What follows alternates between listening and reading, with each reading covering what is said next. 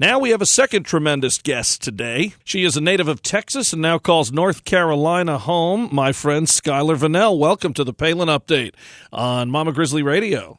Thanks for having me, Kevin. Great to have you here, and you have a very unique background. You know, we're talking today about women either in the military or women who have military ties or women who may be going into the military. And, you know, you got all of these bases covered, or you will soon, the program that you're in that I'd like to talk about. Let's give people a little bit background on you. First, what you've done in the past with the military and what you'll be doing as a member of the military once your current studies are done. Well, my past includes special events for Fort Rucker. So when we were stationed there, I actually would coordinate all the special events for all your high brass military. So that could be anything from, say, wine selection to making sure that everyone's happy and the whole event goes well, everything's coordinated properly, food's just right, you know, everything is just perfect for them. So that was my background with the military. And, you know, people talk about military families, obviously the husbands and wives and children that are left home when people go off to Afghanistan and Iraq and these other theaters. But, you know, there's also civilian jobs within the Army, Navy, Air Force, Marines, and the Armed Forces. And, you know, people who are supporting our military on a daily basis, although maybe not in uniform yet. So you were able to see that from a unique perspective. But so much so now that you're in a program that we'll be talking to you as a member of the U.S. Army soon. Tell us what you're doing and how that's going. Well, I don't know if you know, but a few years ago, I was actually going to go into the Army, but they didn't have the specialty that I was looking for. So what I have found recently is I'm now in nursing school. So I'm working on my 4-year degree, Bachelor of Science in Nursing, and I'm going to be going into the Army nurse program. Well, that is great, and we appreciate you wanting to do that. Now, obviously, people could be a nurse at a local hospital. You could be a nurse at a private practice. What is it about the military that you wanted to go that extra mile? Does it have to do with your husband? Does it have to do with your experience in the Department of Defense that you've seen? Is it just your love of country? Tell us about that. Why are you going that route? Well, I've grown up around this, so my family have several generations of military, so it's something that's in me, and I wish I had done it sooner or when I was younger. But you know, there's several reasons. One is, you know, my husband is in the Army right now. He's an officer, but he's a helicopter pilot. So things are a little uncertain with the government right now as far as getting rid of their helicopter and then where he's going to go. So we decided that I think it would be a great idea if I, you know, went ahead and did the nurse program. And then that way, if he needed to transition into another airframe or needed to do some extra education along the way, then we would still be affiliated with the military, you know, just in case he needed to do something to work on his career. So, I mean, we both love it. I couldn't imagine working for anyone else, you know, and even prior to us deciding that I would go ahead and go Army nurse, I was, you know, I am doing the nursing program. So my ultimate goal was to actually just work for the Army as a civilian, you know, at one of the local hospitals on base. Now, how does it work as far as an Army nurse? For those who may not know, you know, obviously when someone signs up for the Army, they have a certain amount of years that they must fulfill. How does that work as an Army nurse? Is there something that you have to do and is required of you once you get through your training? I mean, other than you need the 4-year bachelor degree in nursing, and you have to have your accredited nursing school. After, I mean, once you've gone through the process and been accepted, you would go through a basic officer leadership course, so they call it BOLC. And from there, you would just attend this training course, and then you commit, I believe it's either 4 or 6 years you commit. They have, like, several incentives.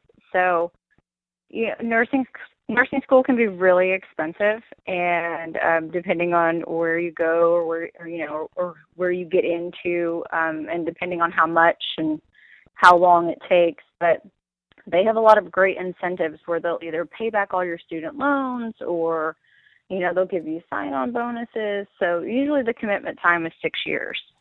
And it's amazing. I mean, this all-volunteer force that we have and people like yourself stepping up. Let me ask you this. You mentioned your family and that it's in you and that you grew up with this. What do you mean specifically? Who was in the service and what did you see growing up? My father was in the Navy, and my grandfather, he was in the Navy.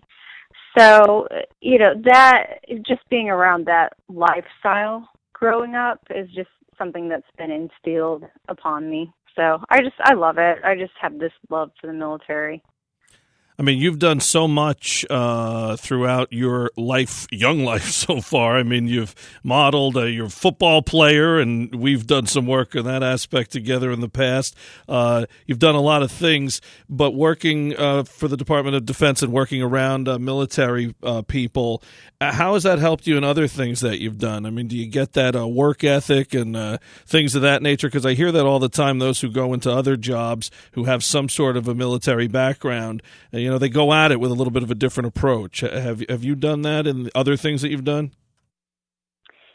Yeah, I have that, with the football, since we talk about that, that's real structured and I'm real dedicated, as far as everything that I needed to do to get done in order to play football. I don't know, it kind of, I have that in me, as far as that drive and that a different mentality, I guess you could say. So, but as far as working for the Army, when I worked for the DoD, I mean, I just love being around that whole environment. So, from there on, I'm I definitely want to, stick with the DoD or with the Army, here on out. More my speed. Yeah, there you go. How's it make a military house like yourself? I mean, your husband currently enlisted and you looking to do so. When you hear things like the news that came out this week about ISIS online giving out military addresses, trying to target Americans on American soil. What do we hear talking heads, we hear politicians, we hear civilians. What does a military house think when they hear things like this? We've been updated on this situation, and it's actually, they've threatened this before, so this is something we've been in the know about for a while. As far as, we just have to play it safe everywhere we go. We try not to do anything that will make us stick out on our own time that might be related to the Army. Even silly things like, the stickers you see on car windows that might say U.S. Army retired or U.S. Army, aviation. We've done away with displaying things like that just for safety reasons. But in this state, we have the right to carry, so we're always protected. That's good to hear. Governor Palin dedicated her pretty much entire speech at CPAC this year to veterans, talking about these hardcore issues that veterans face coming back as far as unemployment and suicide rates and divorce and PTSD and things of that nature. I know you've been a supporter of Governor Palin for years. We've talked about her before, off the air and personally. What do you think of Governor Palin, specifically her commitment to our men and women in uniform? I think she has this charismatic personality to her. I love watching her. She makes me laugh. Some of the things she says. She does some silly things out there that she seems like she has good spirit and good fun. So I've always just been drawn to her as a person because I feel like she is a no holds barred kind of person. Kind of just tell you like it is. So I definitely respect her for that, and we appreciate all of the props she gives us. So, but yeah, she's a good person. I like her. I like her personality a lot. And not only her son now, Track Palin, a veteran, she'll have a son-in-law soon, the war hero Dakota Meyer, to be her son-in-law very soon. Skylar Vanel, thank you so much for being with us on the Palin Update. I really appreciate it. How's Mom? Mom's good. Did she send you a new Dr. Pepper lately? I was just going to say that to you. People don't know. Skylar's mom, if you're getting good with her, you get free Dr. Pepper in the mail for no reason, and it's the real stuff with the real cane sugar in it. And, I thought of it. Don't forget. I've told many people that story, but including my kids who get a kick out of it. But just this past week, there's a 104-year-old woman who dedicates her health to Dr. Pepper.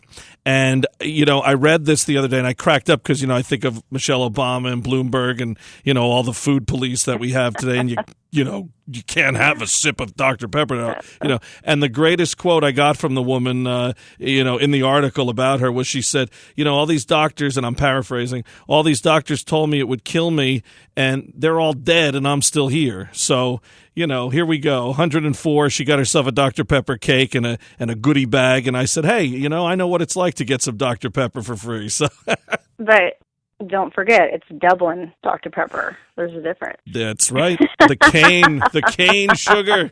The cane sugar. From the original.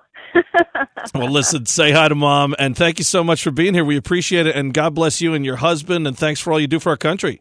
Thanks, Kevin. Thanks for having me. Head to SkylarV.com for more on Skylar, including her tips for health and fitness. That's SkylarV, SKYLARV.com.